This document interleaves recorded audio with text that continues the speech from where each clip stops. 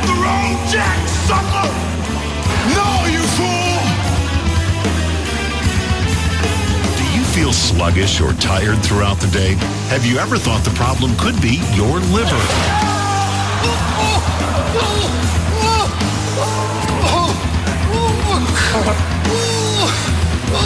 My liver.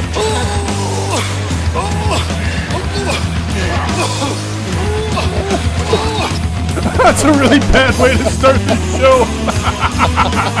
This is the best pro wrestling podcast. That was the best.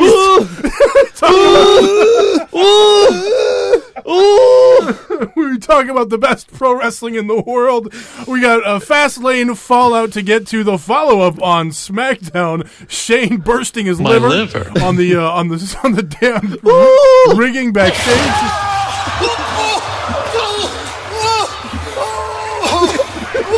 This person almost photoshopped Peter Griffin grabbing his knee to this.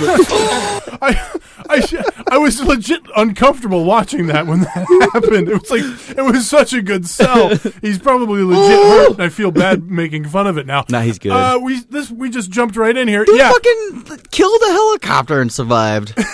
Yeah, he's fine. Yeah, he's fine. This is the best pro wrestling podcast. Hi, my name's Tommy Stryker. That's Joe over there. What's up? Taco is here. Oh, what up? And we get a lot to talk about. Yeah, Fastlane, SmackDown. We are on the fast lane to WrestleMania now. Lots of stuff to talk about as far as that goes, as well as my big prediction that came true from last week. Now, what did I do with it here? I just put it up here, and now I don't know what happened to it.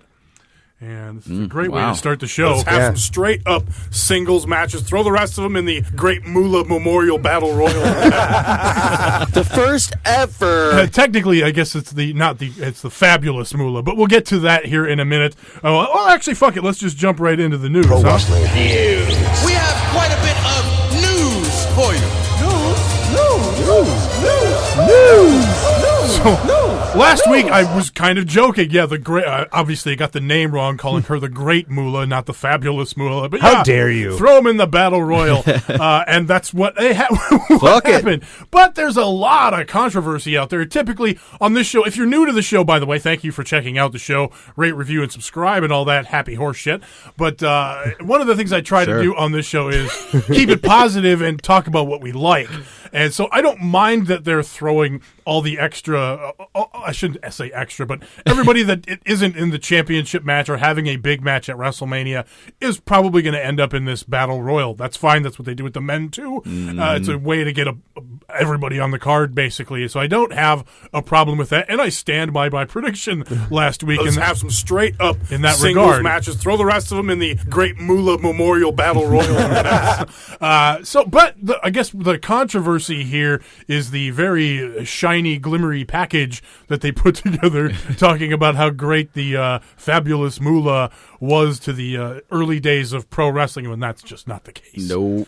And so, yeah, the internet was screaming about all of that being, and it's nasty stuff. It's out there. It's, she was basically pimping women out when they didn't want to be. So yeah, encouraging rape and things like that to not a good person get ahead in the wrestling world. It's ugly stuff. So they kind of WWE. This isn't the first time that they've came up with some revisionist history to make something in the past look better than it actually was. But again, like even last week when I made this prediction or whatever, it's the natural prediction to make because I mean Mae Young and Moolah were they were the you think of the pioneers of actual wrestlers, you think of those two. Well, that's because that's who WWE brought around as well. These were the old lady wrestlers that were the pioneers, and they were the two that they brought in that were willing to go work for the WWE and do the shit the WWE put them through,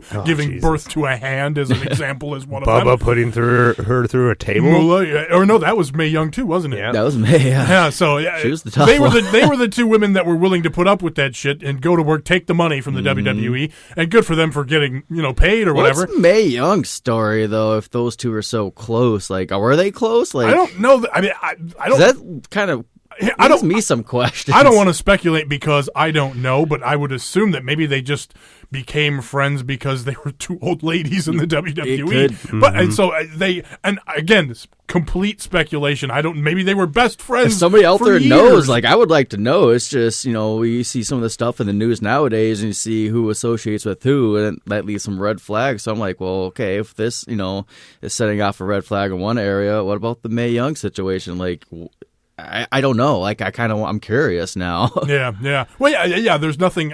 The internet's not out there screaming about the things that Mae Young had in her past. So obviously, the stuff with Moolah is legit, and I think it's more that WWE put together such a bullshit video package on her. Nice shiny turd. Exactly. So I think that's the biggest part of the issue there. So because a lot of it, I think. And again, speculation on my part. A lot of it was her doing what she had to do to get ahead in that day and age. It doesn't excuse the awful things that she did. It's just that was her way of getting ahead and making it in the business. Unfortunately, that was the culture at that time. And so there's definitely other women we can honor out there, though. Like, we need more Miss Elizabeth's name out there some more. Like, sure, why not? I know kind of people are jumping on the she's China. Had her issues as well, but sure. But yeah, a lot of people say why not have it be a China memorial or something like that. Sure, I just kind of like I like the Andre the memorial royal, but after being on the pre-show last year, not like give these things a meaning. Like they just need a stipulation, it gets a title shot. It's got to go forward to something. Next Monday night, a title shot for Intercontinental or something. Make them meaningful. They just don't really get much out of them. Right. Well, Cesaro is a tag champ. Well, that's cool. Baron Corbin is still Baron Corbin, and Mojo is fucking jacking off in the back, probably. Like, who knows what the fuck he's doing? Nah, Rob Gronkowski's doing that for him. Other news stuff. Abby Lath, formerly Kimberly, now Kimberly again. Yep. Back on the indie scene after being released from NXT. Oh, Kimberly.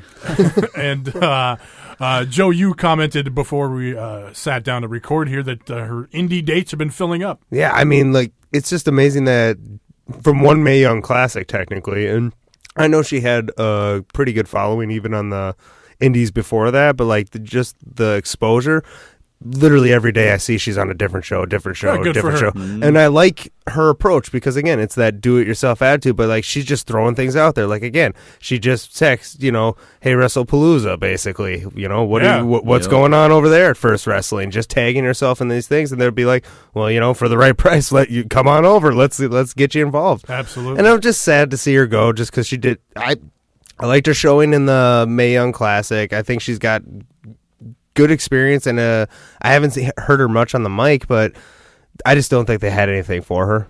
Yeah, that's kind of what it feels like. I mean, hell, we haven't even seen the iconic duo in a long time on NXT TV. Shows. Yeah, they said they were going to be this weekend popping up for the first time too. But yeah, I think it's just they got too much talent, too much stuff going on already, and just didn't have a spot for her on the shows. And so good for her. There's a lot more women's wrestling now on the indie scene. Ring of Honor is ramping up its Women of Honor coverage. Sir. That's a good place. I mean, that was the first thing I saw Taco's tweet on it, and I just commented, "Whoa," because it's WOH, Women of Honor, the whole thing. Very, very clever of me. By the way, I got it. And I can't remember who released it, but somebody released right after Abby Lath got released. It's Trevor Lee versus Kimberly. Oh. It's an interesting watch. All right. Other news stuff. Jeff Hardy got a DWI over the weekend. That's ugly. Yeah, pretty bad one. Go fucking crashing his car and being a moron. He just got cleared or whatever. He's ready to come back, and this happens. Now the big question here though is, does his track record come into play here? Because was it Jimmy or was it Jay? One of the Usos just had one not too long ago, and they just kind of kept going with them. But I think it was his kind of first offense, whereas Jeff Hardy's got kind of a bit of a history here with. He also didn't cause damage, I don't think. I think he just got pulled over. Right. No, he crashed his truck in the ditch and took out a guardrail, I think. Right, but again, nobody else got hurt. Right. And I was talking about whatever Uso happened. He just got pulled over and got caught basically. And again, like you said, first offense. Whereas Jeff Hardy did damage to the side of the road, guardrail, and stuff like that. He was all kinds of fucked up and end up in the ditch. So, I think a .25 if I remember correctly. 3 times the legal limit there. It's just a bummer because Hardys were coming in, super hot, and then kind of went stale a little bit. But Jeff Hardy was kind of going, looking like he was going that singles route in that Intercontinental picture and everything, putting on some exciting shows. And we got Matt doing the broken stuff now, and with the Ultimate Deletion coming next week, you got everything. Stars are lining up for you, Hardys. And it's like, man, it's really hard to want to put faith into someone like that when they get injured, and it's a slippery slope, for an addict too, because you got time and thought and pain to deal with, and. But it makes you wonder if he's even going to be involved in this stuff coming up, because it sounds like he was probably going to be involved in this Ultimate Deletion thing. I hope it was just a slip up and not, a major slip up. Well, we'll see how it goes going Good luck, forward. Good luck, buddy. All right, well, let's jump into the more fun stuff. Let's talk some Monday Night Raw. Change the subject. Monday Night Raw. We're not burying the lead, are we? Talking Fastlane. Dominoes. Fastlane a little later. I'm fucking mad. We'll put the National Pie Day. I'll get a goddamn pizza pie. Yeah, to fill the listeners in, we usually get pizza on podcast day over here, and we've been having some bad experiences with Domino's. And it's National Chaps Day, and I got no chaps either. No chaps. Fucking. Ooh, this Is it National Chaps Day? I believe so. It's National Pie Day. I know it's not, because it's 314, so it's National Pie Day. I thought chips were involved today. I saw something about it. You're dumb. No, you're dumb. You always like I'm chaps. just sorry. I just chips. He's got to come down still. He's still the adrenaline's just running through his body. All right, what the fuck are we talking about? Chaps and pizza. Monday Night Raw. Strowman is going to be challenging the Bar after winning the Tag Team Battle Royal in the main event. That didn't feel like a main event, but I'm so mad at myself. I called this at work the other day when I was talking to a buddy, and just I don't believe you. I'm so pissed. Oh, you can ask Dave. Dave knows.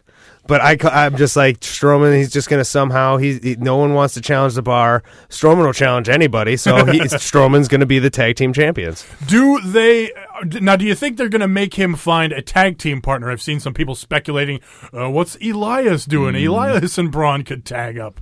I think maybe if they pull that out, it's kind of one of those things where Kurt Angle walks up to him like, look, it's part of the rules. You got to have a partner. So he'll just go. He literally will look around and he'll grab the first person that he has and he'll just drag them to the ring Alexa Bliss. and put them in the corner. It could be fun. Here, it's kind of I don't like it because it kind of makes all of your tag teams look like a bunch of bitches. But if the Bar go and beat Braun Strowman, I guess it's that's a thing. Strowman, and it's just everything he does is so comical. And back in the day on TNA, Matt Morgan was the tag team champions by himself, and I thought it was hilarious. So what does that tell you?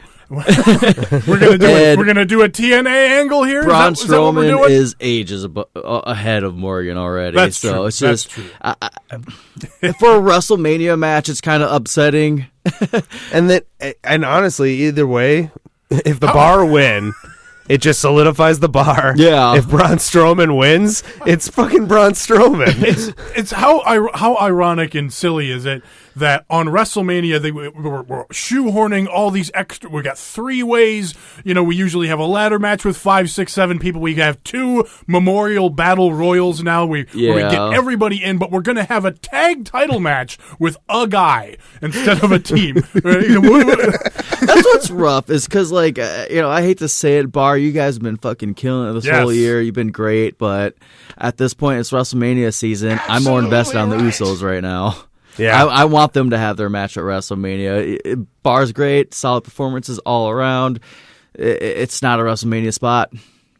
We'll see what. I'm definitely more invested in what's going on the SmackDown side of things, but we had some more developments with the Bludgeon Brothers that we got to talk about when Points. we get into the Fastlane discussion. Even if you were to throw the Revival in that spot right now, it's just there's not enough there to really, with how fucking long WrestleMania is, it's like we gotta be realistic. Like, do we need all these fucking matches for WrestleMania? No, we don't. It sucks. It sucks for a lot of these guys, but I'm sorry, fucking 2 Battle Royals, fucking 2 months after the Royal Rumble already? Jesus Christ. And the 50-man coming up in June. Yeah, well, we'll see what happens with that. Other stuff from Monday Night Raw. God, he's pumped. John Cena outright challenging The Undertaker. This is pretty much what we expected would happen here. Again, it's more of the, well, I'm not supposed to do this, but I'm going to do this kind of thing. It's the same thing that happened with Roman Reigns. We'll get to that in a minute. He worked out so hard to work off that drink of beer. Do you see how little he sipped of that? And I get it. Right. It's just some dude's beer, but that was fucking weak. It was such a good spot, man. It was. I enjoyed that whole segment. Yeah, it was awesome. It was killer. It was great. It was Cena working both sides of it. Let's go Cena. Cena sucks, and just being. It was a great Cena promo. It was exactly what we needed. Well, it's someone calling the Undertaker a bitch, just flat out. Like, who are you, man? You're the Undertaker. Be the badass. And a lot of people are pointing out online too. There's a lot of is this a lot of subtle American Badass references going on right now? Like, are we going to see this dynamic of the Undertaker? So, I mean, that could make sense just because the dead man Undertaker he retired it last year. Kid Rock is also the Hall of Fame. I'm just throwing this in there. Speaking of revisionist history, I mean, they talked about Kid Rock in whatever year it was, 2000 whatever. I don't know. They talked about Kid Rock kind of coming up with the American Badass thing or whatever, or having the theme to that. That song came out like way after American Badass Undertaker. Didn't Undertaker come out to fucking Limp Bizkit? Limp Bizkit first. Goddamn Moolah Memorial. Where's my fucking Fred Durst inducted? Royal in reinventing history. Yeah, anyway, but yeah, that is a good point, of course, with Kid Rock performing at WrestleMania. He has I would take it, American. too. I'm really not. No, I'm not against if that's how he wants to go out as American Badass. I'm just saying sure. it's revisionist history. You can't change history. Go ahead. So I just if that is the route they're going, I like that they're putting little subtle hints like that. It's a nice little tease. It gets you thinking about it. It's building more hype. At first I was like, oh cool, this is the match I would have liked years ago, but now it's getting closer. I'm fucking itching for it. I do want to see it for old time's sake. So what do you guys think about pouty teenager Roman Reigns? He goes out to the ring, calls Lesnar Vince's boy, gets called back to the principal's office, and the principal suspends him for a little while. Roman walks away without speaking to Renee Young in about as pouty of a way Roman Reigns could. Vince McMahon talking up Brock Lesnar, saying that he's earned his spot. And I liked what Vince had to say. I even liked the Roman Reigns promo, what he said in the ring, calling, Lesnar Vince's boy and all that stuff. Lesnar's not my boy.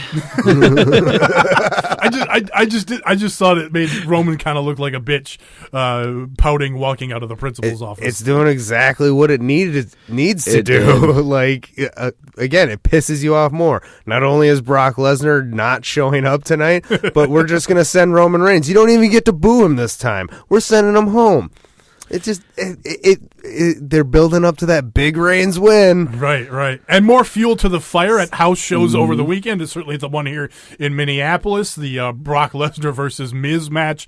It's awesome, dude. They didn't go, it wasn't quite 30 seconds, but another short match prior to intermission, in and out. And Brock Lesnar's not doing anything any different than he was the last couple of years in his whole WWE run. It's just they're fucking making it look like he's doing it on purpose now, and it's fucking such great heat, and it's fucking getting Roman over so well. And what's even fun for me, who I know what's going on, but I still kind of buy into this.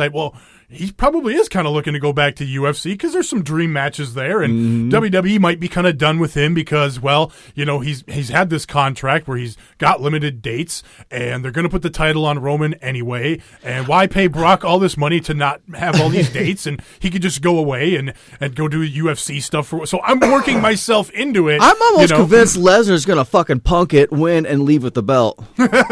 Fuck it. That's how you get the Universal title god. He's going to go out there and he's going to shoot on Roman, bro. He's going to shoot on him. Or he's going to be like, fuck it, and he's going to go down there and just lay down and be like, he's going to lay down, make Roman cover him, then he's going to like give everybody the finger and go off to UFC. It's going to be this fucking spectacle, man. It's going to be, Brock's going to be, he's either... See, people are really worried that Lesnar's going to walk out like that. It's preposterous, but it's so fun to speculate on it because you never know, So, and there's nothing better for me. Like, again, just how I enjoy a good flop, off of a freaking call it a bullfrog splash, but the frog splash. Bulldog is nuts.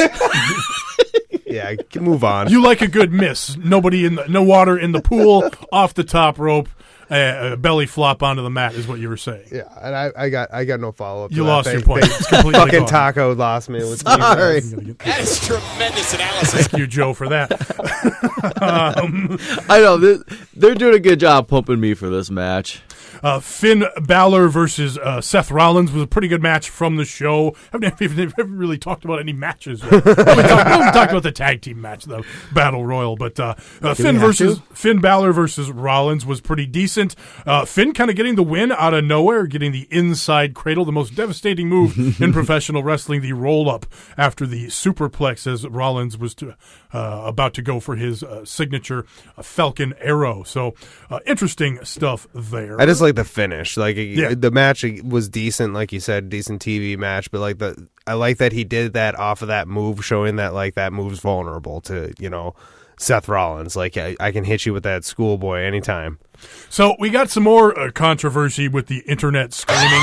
The Nia Jax and Alexa Bliss situation. We're building up to that potential match here. I was uncomfortable with bringing up just them saying her size. I mean, they didn't outright do fat stuff or whatever, but they just talked about her being bigger than everybody else, and just everything was awkward. I absolutely understand why everybody was upset, and it didn't help that WWE is trying some new backstage skit thing where apparently the camera is there on the tripod ready to film the interview, and by the way, there's the boom mic, but for some reason Charlie Caruso is late to the interview, but everything it was such a clunky fucking setup. It's like, can you just think about this for like 5 more minutes before you just do this? Like what is this? It doesn't make any fucking sense, It's just like, anyway. So I had a problem with that, and I absolutely understand the uncomfortability of of the segment. Again, the idea is that Alexa Bliss is manipulating Nia emotionally or whatever, and of course taking advantage of her. That's what a heel does. But the fact that it's Mickie James there being her best friend for no good reason, actually. No explanation. After she's already pissed off at the company over Piggy James. Exactly. That the fuck? Like, I feel like she should be somebody standing up being like, no, let's not do this after all this other shit that can we just do something better? Where I'm at, though. And they did walk the line, to be completely fair. I thought they walked that line without going as far as like a Piggy James thing there. But I didn't like it. It was like it sucked. It was unnecessary. Yes, and it sucked. Yeah. This is the most I've seen anyone talk about Nia Jax at all on social media, and I don't know what happened in the past with her walking out, but she's walked out on the company over less already. So if she really was uncomfortable with it, I think she would have put her foot down. That's interesting too, and the Alexa Bliss Nia Jax friendship is real. Mm-hmm. So I believe if they're cool going into this too, and the fact that Mickie James was there, if Mickie James with her history with that whole situation, she was there. I trying to be optimistic that all the parties there was comfortable with it going in. It's just they don't have the best writers in the world for a story like this that's going to deliver an actual message that's going to be like, wow, that was kick ass. And they're not the best actresses either. Yeah. It's just not the place for that fucking story. It's just like I was telling Joe earlier, I want to see Nia Jax like Iron Sheik. She needs to be a badass. That's what she needs to fucking be. Chucking like she women wins around. me over on fucking social media. She's fucking personality. Like she, this is official, the face spot now for her because of this. Oh, absolutely. But it's just, God, I hope it just was a 1 week one and done and never see it again. Well, Nia has to completely annihilate her at WrestleMania. That's the thing. That's how you get a match but in even, and out. Even and that fucking, doesn't excuse just bad storytelling, bad heel stuff, bad. It's gonna bad, be bad. It's gonna be the Sheamus Daniel Bryan match. She has to finish her fucking 30 seconds a minute, get that done and over with. That's pretty much there. All right, let's not be so sour. Let's talk about good stuff. Don't you dare be sour! What else was good? I do like that someone did have the idea though out there that what if Nia just completely destroys Bliss to the point where she gets disqualified and Carmella comes out and cashes in on Bliss, avoiding the whole Charlotte and Asuka situation. Sure. So I don't know. Yeah, that's a possibility. Throwing that out there. Did like Kurt? We had a skit with Kurt Angle and a referee, and Kurt assigning a referee to the Hardy compound for the Ultimate Deletion next week. That was fun. Did love the we got the video pack. We got the whole family involved. King Maxwell was there, Rebby, and of course Senor Benjamin. I forget the other kid's name. King Maxwell, Wolfgang. Yeah, he was there as well. Vanguard won. But yeah, Vanguard won, of course. No Jeff though, again with the awful news and stuff. But yeah, it should be fun next week. Again, Ultimate Deletion next week, and then the House of Horrors at WrestleMania. Right? Fuck it. Well, and with all the little tiny hints of like bringing up the Lake of Reincarnation, and he's gonna put Sister Abigail to bed. Basically, do we see him change Bray Wyatt in some way? Can that turn into a thing just because Jeff's gone? Not saying this specific character, but does Bray Wyatt become Brother Nero? I don't know, but we need something different from Bray Wyatt because the same old stuff out of him just isn't working anymore. He doesn't win. He never wins matches that are credible. It's always this. He always just talks so much nonsense that never delivers on. When he was the weird swamp guy, and now he just looks like a fat Bam Margera who's fucking speaking nonsense in the ring. When he was the swamp guy with like the cult or whatever, a large Bam Margera. When he first started, that was fine. But yeah, again, when he became a god or whatever, became supposed to be this, this generation's Undertaker, was like, no, not really. Again, that match at WrestleMania fucked things up. Yeah. All right, let's move on. Let's talk SmackDown and the fallout from Fastlane. Change the subject. SmackDown Live. I can be a superhero. I'm going to make this a tag team match. Sit there.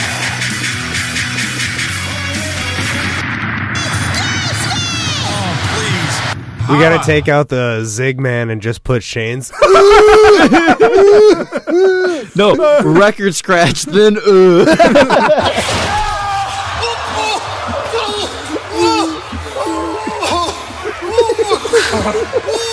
I rewound that so many times. Well, let's start there, right? Reminds me of my dog when he was whining like. So yeah, SmackDown this week. Kevin Owens and Sami Zayn.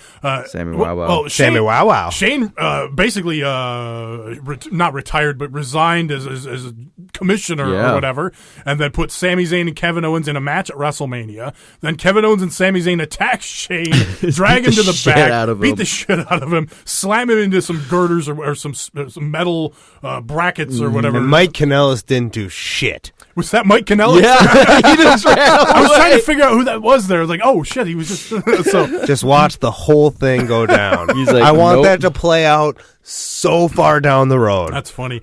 Yeah, slams Shane into the stuff there. They beat up a couple of referees in the process as well. That's a rare thing that you don't see very often. After he said that he was putting those two in a match against each other. Right. I mentioned that. Let's go back to Fastlane a little bit. This, of course, goes back to that. That happened, too. Fastlane was a pretty decent show, actually, I thought. I had fun. Yeah, I can't complain about it. It was an easily digestible B-show pay-per-view, but there was some good stuff on there, and I'm not mad at it. Even that women's tag match, there was a couple little blunders in there, but I felt like they were going out a little bit more than what I've seen from these women, especially in the multi-tag matches. I'm not going to bring any negativity to what you just said. I'll just good. Keep your mouth shut. Just keep moving. I'm Team Mella. But yeah, AJ winning the six-pack challenge was predictable, but a good thing. And then the shenanigans with Shane pulling both Sami Zayn and Kevin Owens out when they went for pins or what. I think he pulled the referee on one of them. But either way, getting involved in the main event, exasperating Corey Graves at ringside, of course, and fucking Byron Saxton said, he's a commissioner, he can do whatever he wants. Yep. It's totally legal. Shut up, Byron. Ooh, I love them teasing John Cena taking out AJ just to really rub salt in the wound. It's not only is AJ out of the match for a good while now, but it's fucking John Cena who did it to you. Right. So yeah, good stuff all around there. So obviously looks like we're probably leading to some sort of three-way at WrestleMania between these three. Because they've been going back and forth, Sami Zayn and Kevin Owens. They were friends, they're not friends. The promos they cut on SmackDown, they weren't friends, which is why Shane put him in the match.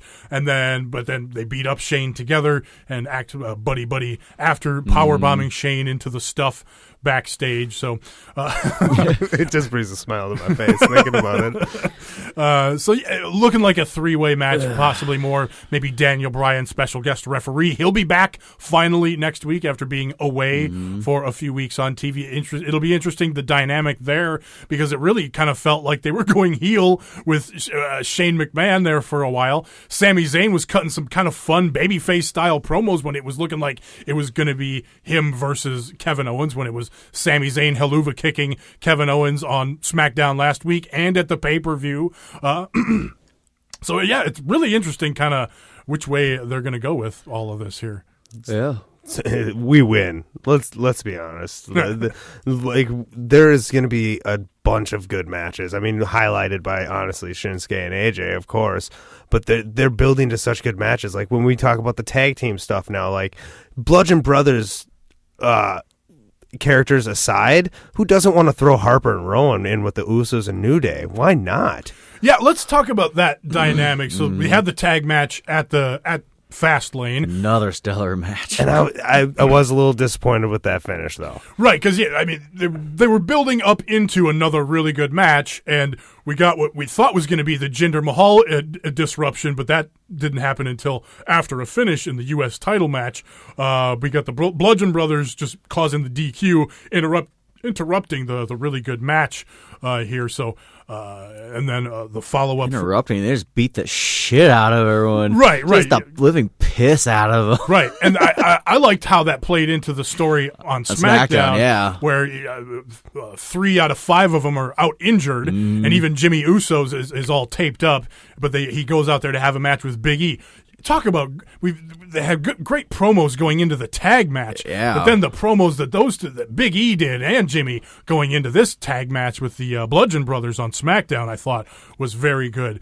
Problem I have with the Bludgeon Brothers is that they're great wrestlers. I fucking love when they're in the ring doing their thing, when they're slapping each other around, doing just being dangerous. You know, the attack on Woods going into the stairs and all that shit. All that stuff is great, but like everything around them, the music, the like when they did the run-in at the pay-per-view, they got the full ring entrance with music, and they come out and they do their pose, and then they attack. I fucking love it. That just takes me so. Well, they should just be running out to the ring and just causing. See, that would take me if they just came booking ass down the ring. I'd be like, yeah, they're wrestlers. No, there's just it adds to just like a badassery mystique where they just come out, fucking do their thing, and then everyone just stops stunned like deer in headlights, like fuck. And then after they beat everybody up, the music comes on again, and then, there's that's going on in the background as the announcers are doing. Oh, the hushed tones. Oh my God, he might be hurt. And they're doing that whole thing. But meanwhile, the Bludgeon Brothers corporate music is playing in the background. It's just that bothered me a little bit. But I in general, I like what they're doing in the ring. So we'll see how it goes. I just see an awesome triple threat waiting to happen. Yeah, sure. Because we can get the whole NXT takeover situation again, where the Usos and the New Day team up and just start taking out the big bad guys for a while. We could see, or the Bludgeon Brothers could just tear them all up. Either way, we win. Yep. Bludgeon Brothers get the win on SmackDown. Points. Of course, everybody being beat up from the beat down from the pay-per-view as a part of that story there as well. Randy Orton winning the U.S. title out of nowhere. Actually, you predicted it, I believe, Joe. Yes. So good job there. Grand Slam champ now. Yep. Grand Slam champ, just like teased going into that thing. Oh. And then, but then the Jinder attack after, and of course, since Jinder beat Randy Orton last week, he has an excuse to get in to the action at WrestleMania. Bob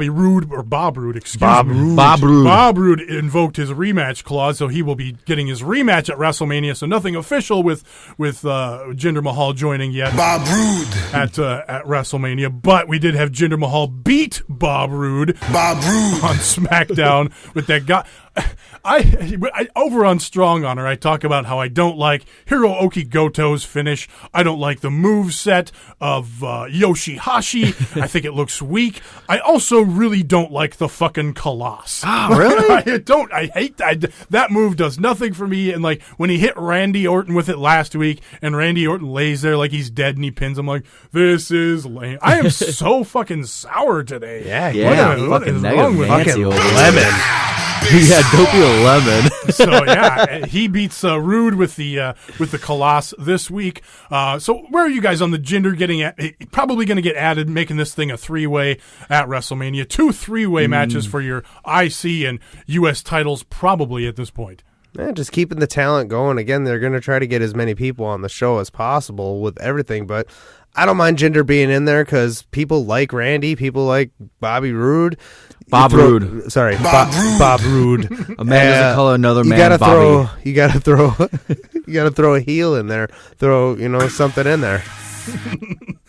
All right, other stuff from Fastlane. Ruby Riott lost to Charlotte Flair. Pretty predictable, but I thought a good match. Yes. Charlotte kicks out of an early Riott kick after the Riott Squad show up, but Becky Lynch and Naomi come out to even the odds. Decent match. Charlotte winning, predictable, but then the big news, Asuka making the challenge. Again, pretty predictable. We talked about it last week, wanting to see Asuka versus Charlotte at WrestleMania. Awesome. At WrestleMania, we're getting that. We're also getting kind of awkward promos with Asuka, unfortunately. Same thing with Nakamura. I'm not going to sit here and complain about him. It's what WWE does. They make people stand in the ring and cut promos. It could be a lot better. It could be a sit-down interview in the back with translations and or subtitles, but it kind of is what it is. It doesn't really matter because I think we're all looking forward to Asuka and Charlotte, and we're all looking forward to AJ and Nakamura hitting a knee to the face on AJ Styles. I'm going to beat you at WrestleMania, Taco. Let's see. What else from the pay-per-view? That's pretty much it, isn't it? We talked about the tag match. Nakamura beating Rusev, and then AJ beating Rusev on SmackDown with it was technically a DQ because Aiden English comes in and attacks after AJ gets the calf crusher on Rusev. Nakamura makes the save. I forgot about that match. I liked it. Nakamura making the save, so we could get a tag match next week between AJ and Nakamura teaming up against English and Rusev. So, Rusev having that good fucking match with Nakamura. Tag team match. Yeah, the pay-per-view to start it off. That was a good starter there. That was, yes. And that one we actually got the clean finish with the Kinshasa, the knee to the face. But those fuckers hit each other hard, man. Yeah, a little strong. And they style. popped that. really hard for Rusev when he came out on SmackDown too. And he came charging out. He was in a good mood that night. Yeah, absolutely. Yeah, they really got they got to go the full babyface turn with Rusev. They still got him out there doing heel stuff. Aiden English interfering. They just turn the guy, go full babyface. He was fucking great on the mixed match challenge again. Like I keep missing. You missed it. This week it was Lana and Rusev against the Road Warriors. Yes, I saw the promos for it, and I'm like, oh god, this is too good. Very good. So a lot of good spots in there, but it got to the point where it was Charlotte Flair again. Face it off with Rusev. She's not backing down, and she winds up those chops and starts chopping him. And nice. He doesn't even fucking move. He just kind of laughs it off. It was fucking great, but that got the distraction, and that got the Road Warriors the win from Bob Roode. Bob Roode. The other thing from SmackDown I almost forgot to talk about was Carmella versus Naomi. Classically, or in the past, WWE has really made their Money in the Bank winners into losers. They'll have them lose every match and be a loser until they cash in. But Carmella's getting a little bit of a push here. She got the win. Mella. She got the win at the pay-per-view, if I remember correctly. And it was Carmella got the win over Becky Lynch after some briefcase skullduggery in there. But skullduggery. But then here on SmackDown, Carmella got the win versus Naomi. Naomi went for that springboard off the middle rope. She knocked her off that, snatched her bald, yanked her down by the hair, and got the pin. So kind of a little bit. She's getting aggressive. A little bit of a dirty win, but decent in-ring stuff. It hasn't been like I've seen some Carmella matches. She's the new screamer. Hot garbage, but I fucking love it. It works for her. But no, she's looked good in these tags and in this singles match. I thought she's not the greatest thing on SmackDown. No, by but any she means. needs to be a scrapper. She needs to be doing that dirty shit because it works. It's believable. It's like Miz. He needs to be doing that Weasley shit. Absolutely. All right. Let's. Whoopsie poopsie. Oh boy. Almost forgot. I do want to talk. You talked a little bit of mixed match challenge. I didn't get to see all of 205 live, but I do want to talk about it. Watch it. Go back and watch that one. 205 live. Weird question. Are you a cruiserweight? Too perfect. Ooh. Got those in there. It's funny. My oftentimes by the time we get to the end of the podcast, or my wife is usually home from work. She works till usually 9 or whatever. But she knows we're almost getting done with the podcast when she hears us all going ooh. We had a conversation about that this week because she said something and I just went ooh. And she's like, "Don't do that wrestling stuff with me." I'm like, "No, that's a podcast thing. Like it has the only wrestling relation is that we invented it on the podcast." So, well, I guess you would make it wrestling if she went so. We gotta start oohing a lot just to throw her off. Right. That's what again brought it up with the 205 live gimmick there. It's tremendous. So I didn't get to see all of it yet, but I did see what the result was with Cedric making it to the finals, I guess, versus in the match versus Roderick Strong, defeating Roderick Strong. Talk about the match. Oh, fuck. Those guys just kind of, the nonstop pace back and forth. There's a nice spot in the middle where Cedric Alexander hits his lumbar check and Klindix.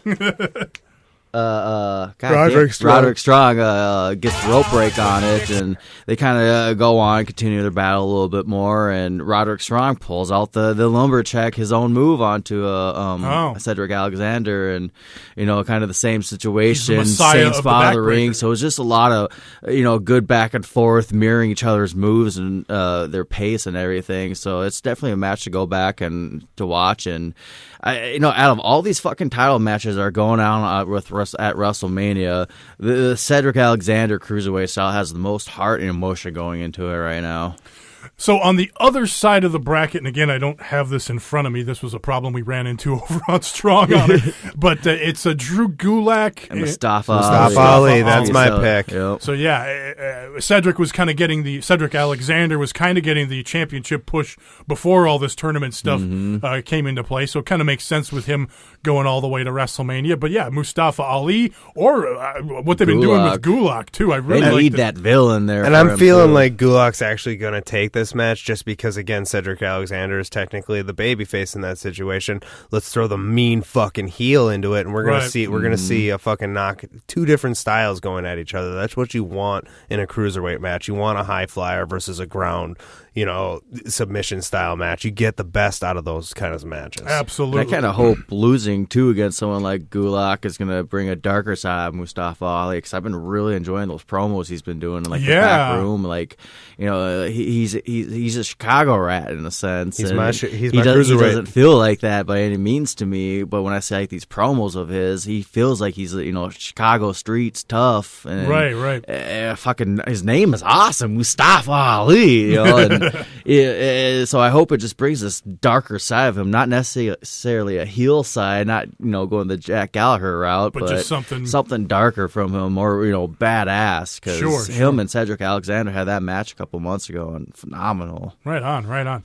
Other stuff from 205 Live: Gran Metalik and Lince Dorado. The what do they call it? The Lucha House Party. Yeah, they teamed up versus Hideo Itami and Akira Tozawa. That's a new tag team that Drake Maverick invented last week. So I like that they're putting a focus on some tag teams here. Rumors have been flying around a lot lately about possibly a tag team division in 205 Live, as well as women's tag division. So it'll be interesting to see how is that a sequel to the House Party? It's going to make House Party look like House Party 2. House Party 3. Shut the fuck Only up. other thing from 205, and again, I didn't get a chance. I saw the tag match, but I didn't get a chance to see the Jack Gallagher squash match. But he beats the shit out of that guy. Yeah, I imagine it was. But, I enjoyed that tag match a lot. It's it's fun letting them go at it. I like Drake Maverick coming out for commentary. Again, this was the first time he's sat up close, but he's invested in Gallagher. He's kind of put himself I like that as the general manager, commissioner, whatever he is, taking in investments, pushing these guys, changing their character, because he's just you need something different. Well, you got Gallagher beating the shit out of that guy and just staring down Drake Maverick. So it's just it's interesting what's going on there. Getting back to the tag team dynamic too, Hideo Itami and Tozawa, the newer team, did get the win. Itami kind of takes advantage of a knee injury that as a part of the story of the match. But then after the match, Lince Dorado kind of gets in Itami's face. So even though these are all kind of quote-unquote baby faces or whatever, and there's a mutual respect there, I like because Itami kind of took not even a heelish thing. It was just dude hurt his knee, Itami kicked him and took advantage, got the pin, and then Lindsay's like, fuck you, man, after, and just kind of gets in his face.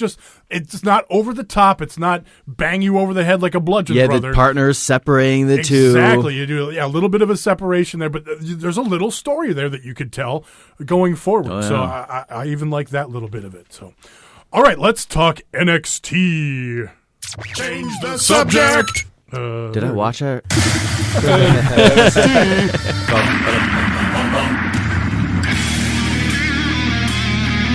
It's funny because we watch it right before we record. It used to not be funny, or it used to be a thing before when we recorded on Tuesday, because it was over almost a week ago when we would have watched. And Taka was always like, "Did I watch that?" And we'd start talking about, "Oh yeah, I watched that." So that's where that. We're high class journalists. Indeed. Yeah. Fuck Domino's. Again, a good episode of NXT this week, been delivering week after week. And again, it's I liked it. I thought the main event was pretty good, even though you had kind of the shitty DQ finish or whatever. We had such a fucking strong week of wrestling, and then got halfway through Raw. I was like, oh, yeah, that's a thing. And then SmackDown picked it back up for me, and NXT was all right. It was all right. Yeah, we had a couple of opening... Toy Story 2 all right. Couple of opening round Dusty Rhodes Tag Team Classic matches. that were enjoyable. And yeah, the Adam Cole Pete Dunne match it started to get good, and then it kind of fell apart because of the DQ. Yeah. And I don't know if it's something that they're going to go back to or not. There were a couple of nice close near falls in there where I thought Adam Cole might actually take the UK title, but that was not the case. It was a fun match, but like I said, yeah, the DQ kind of took away from me, and then followed up with the contract signing, and yeah, it was out of order. I kind of liked the contract signing in that Zelina came out by herself, and it was just fucking Aleister Black cutting her down. It reminded me of, all of his quips reminded me of like old Triple H jokes from like back in the day, like talking shit because somebody's short and him sitting cross-legged in front of her. Now I'm on your level. It was a different side of Aleister, and I don't know that it. He had a slight grin the whole time. Yeah, he was telling those and jokes. I like it. Yeah, no, like for a contract signing, it was one of the better ones. I just kind of almost want to swap the spots of them in a sense, because it was just like. Even with like the earlier matches kind of felt lackluster. I personally popped hard for the Street Profits winning tonight, so that was super awesome. Yeah.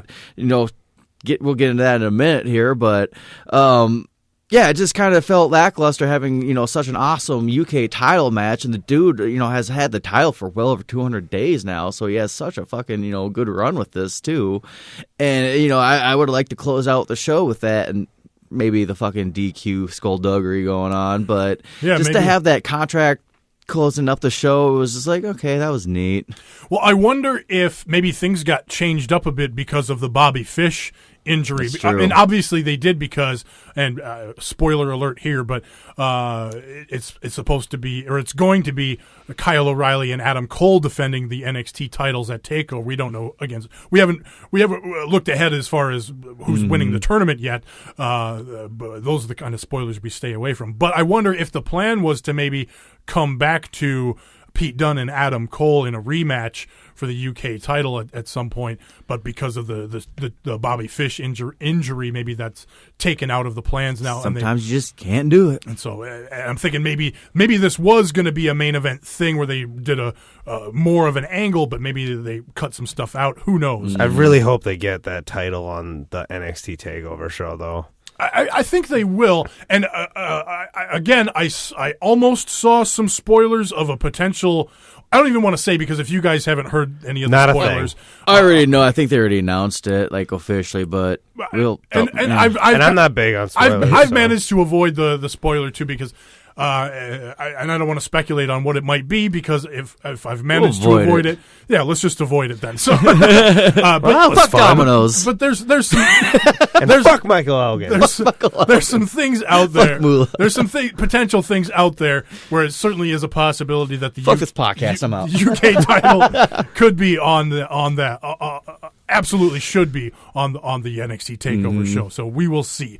Okay, other stuff from NXT this week. I mentioned a couple Dusty Rhodes Tag Team Classic matches. Sanity versus the Sports Entertainers, Tino Sabatelli and Riddick Moss.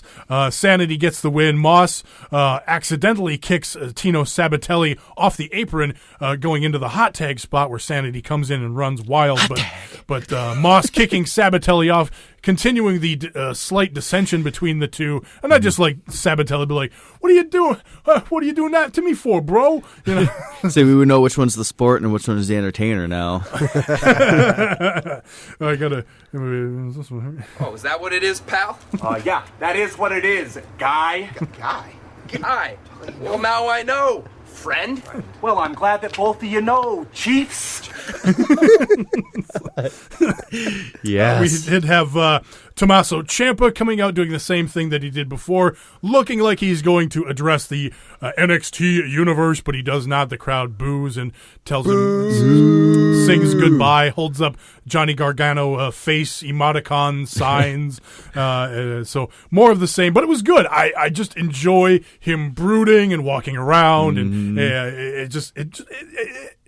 it's good. It's nothing special. It's nothing great, but it's like, this is something. The crowd is reacting, and that's what pro wrestling is all about. Just, you don't need to do too much. You don't need to make it complicated. You don't need to do fucking outlandish, wacky fucking shit. Just something so simple as just being so fucking hated and walking out. If this was fucking 1994, he'd been flipping everybody off across the ring. Well, and them handing out the Johnny Gargano signs of his little smiley face. I love that added touch. You know, it's like the home team handing out towels at the team. You know, just to fuck with you. Just like, let's do this. This is gonna look good. I don't know why this reminded me, but fucking Sami Callihan needs to get some Homer and Hankies going on. I fucking had that idea the other day. I was like, that is money. That's a complete out of nowhere. What else? Back to NXT. Lacey Evans versus Dakota Kai. This was that was neat. It was neat, but I like the story that they told. Dakota Kai coming back after the Shayna Baszler injury or whatever to her arm after she stomped on her arm a number of weeks back. Dakota Kai gets kind of the quick roll up victory out of nowhere. It's just the Stacy or Lacey, whatever. Lacey Evans. She just, it's so hard for me to get into her because she's just coming across like, oh, I'm just an old Silent Belle. And then you look on her Instagram, she's driving a giant Ford fucking truck and like, woo, country girl. So it's like, God, it just takes me out where you see someone like Dakota Kai and she's just cutesy in the ring. She's her in and outside of the ring. It definitely helps when your Twitter persona matches your in-ring persona. But you look at someone, looking, like a Braun Strowman, he doesn't do that shit. He's just a fucking monster, and that's who you expect him to be. Like, she needs, like, except something when he's so cutting selfie promos on Raw. Something so, like, old school like that. It hurts it to me when you have, like, an Instagram or social media account. I mean, you need it to fucking get out there and reach with the crowd a little bit, but when I see you kind of doing normal stuff and you're acting like an old pinup girl from World War II, it kind of takes me out of it. I'm not completely mad at it, but again, I don't think I'm following her on any of the social media, but I kind of get where she'd be coming from if she is a Southern girl. She likes pickup trucks and country music. She is a military woman. Right, came out of the military, and that's kind of why the Southern classic military girl look or whatever. Or what's the look like? Like the sailor look or whatever? The Lacey, yeah, sure, we'll go with that. The Lacey Evans look or whatever. Yeah, I can't think of it. She doesn't need to come out like G.I. Jane or nothing by like... No. But I kind of get the combination of putting what you're talking about on her social media with her wrestling persona in NXT. And I think it also works just because she's coming across as a heel right now. Well, I did like some of her promos too. Like she was just kind of going off how she's like, I don't want to wrestle for these peasants in this town or some shit like that. Yeah. But she's like, I'm obligated to. Money talks, And right. So it was like she's doing some good things with that. So back to the Dakota Kai part of the story. I like her part of the story, getting the quick win. Baszler coming out threatening her. Ember Moon coming out and accepting the challenge that Baszler laid out. But I'd like to see maybe a little more redemption out of a Dakota Kai. But again, if the story's not about her, she got that kick in. Yeah, she got the kick in right at the end. Oh, yeah. That's right. Yeah, that's right. But still, it'd be nice to even have a rematch between those two, possibly at some point, maybe leading up to the WrestleMania thing. But again, I just don't want to destroy Dakota Kai. That's the thing is it would have to, because you're building up to the championship match, it would have to be destruction of Dakota Kai again, or Dakota Kai winning and getting added to the match. But I don't like that story either. But I do want to see more Dakota Kai. So I like what they did here, and hopefully we get something, maybe a rematch with Lacey Evans where they go longer or something is a possibility on a TV match, or some other heel along the way would be decent too, I suppose. Again, I liked the angle between Baszler and Ember Moon. Ember Moon's promo's not so good, but I liked the way Baszler reacted to her, just kind of like, It's just because Ember Moon hasn't really been strong with this run. Like, we just, it's going to be hard coming off of Asuka's streak as a champion, but, she just really hasn't been making any appearances on NXT TV or anything. I like her when she comes out. I like everything she does in the ring. Just when she speaks, it's not. And part of it could be the writing. It could be it doesn't come off as authentic, really. I think it's just the Amber Moon character itself. She should be mysterious. The theme song and everything. It doesn't work for me. Like, I don't mind that sense. I can hear. I hear what you're saying, but the theme's okay with me. But I could see how that would bother some people. And yeah, you're right too, Taco. Just the quote unquote character of being, this. Well, we know she's spiritual. Her eyes are changing. Right. She does this, crazy stuff. Amber Moon, the music, I love all of it, but I see someone like Aleister Black who can say a lot, but he really doesn't. He doesn't need to, because just looking at him says a lot. All right, then the Street Profits took on Heavy Machinery. Yes! Opening match for the Dusty Rhodes Tag Team Classic. Fucking Street Profits and Heavy Machinery, man. What a combo here. Fun match. Street Profits get the kind of the surprise win here. They win with a frog splash after Dawkins hits a DDT after pretty much the Heavy Machinery guys dominate the early part of the match. So is Pimp Juice. Street Profits moving on. They are gonna. I had the bracket. Now it's fucking gone. Are you kidding me? God, you fucked up. Yeah. You fucked up. You fucked up. They are going up. Who are they facing? Not Sanity. Sanity's on the other side of the bracket. I know that. Yeah, because Street Profits are gone. facing AOP. That's what Street Profits are going to be facing AOP. Yep. In the next round, and then Yep. it's Sanity against the winner of 1 and 2, Oni Lorcan and Danny Burch. Team 1-2. Who are they taking on? Mustache Mountain. Mustache right. Mountain, yeah. So that should be a good one, too. I'll be hard hitting. Yep. Fuck yes. All right, that's going to do it, man. That's Chips! It. Chips! It. Go get some chips and get the fuck out of here, Just get the fuck out. Get your goddamn chaps. Don't order Domino's. Get Fuck some Domino's. chaps. And Fucking Domino's. if you're not Domino's and you want to sponsor the show, send an email to bestprowrestlingpodcast@gmail.com. Go to the website bestprowrestlingpodcast.com. You can find this show, Strong Honor, where we talk about New Japan and Ring of Honor Pro Wrestling. Lots of stuff going on that side of the podcast world over on Strong Honor. The big Ring of Honor anniversary show. The New Japan Cup is just getting into the second round of that single elimination tournament, as well as Strong Style Evolved right around the corner. So lots of stuff going on. Big Supercard of Honor show shaping up for WrestleMania weekend for Ring of Honor. Cody taking on Kenny Omega. So check out all of that over on the Strong Honor podcast. Follow the show at BPW Podcast on Twitter. Follow me at Tommy Stryker. Taco, where can people find you? Follow me on Twitter at HGREV Taco. I'm going to bring up Single Leg Takedown, SLTDWrestling.com. You can do the fantasy leagues. They've got a prediction league back up again. Joe is the best. Joe number one. Joe is the best. Joe number one. That's right. I lead the fantasy league. Come on, bring it. Anybody. And you can follow me at Joe BPWB. That's at Joe Best Pro Wrestling Podcast. They got a great predictions league over there, as well as awesome fan articles. They're doing a whole WrestleMania month thing, so make sure you check that at SLTDWrestling.com. All right, that's it. Bye. Peace. Oh, you're saying again. What? No, yes.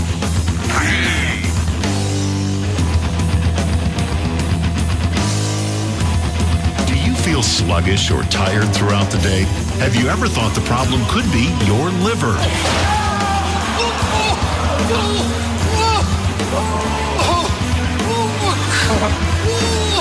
My liver.